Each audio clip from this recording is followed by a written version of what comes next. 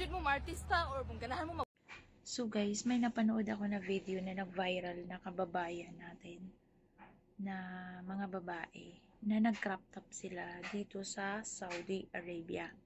So ang nirecommend nila na lugar is sa Bata. Hindi ko alam kung saan yung Bata, either sa Riyadh or sa Jeddah. Pero para sa akin, mali po ang ginagawa nyo kabayan. Kasi pinapahamak nyo po inyong sarili nyo. Alam nyo po kung gaano ka higpit ang Saudi. Nandito na ang Saudi is nag-open sila pero hindi po lahat. May mga amo dito na strict din.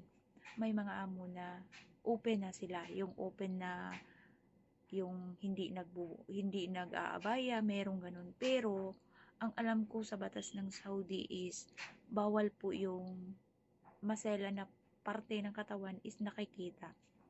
Yun yung alam ko. Kasi yung iba kasi dito nag-aabaya pa talaga.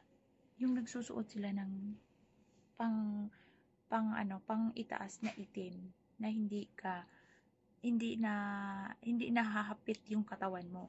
Kasi kahit ako, katulong ako is hindi ako lumalabas ng bahay na hindi ako nakasuot ng itim na yung tinatawag is abaya.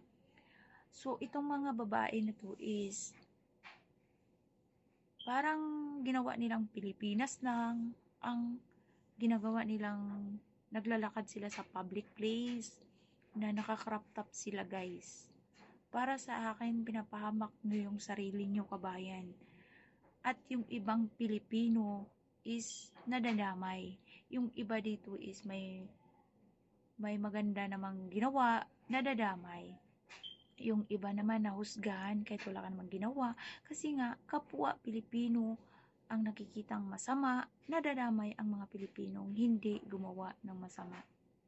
So, ito yung video nila guys. Panoorin nyo. ganahan jud mo artista or kung ganahan mo magpiniling artista, ari lang mo sa Bata kay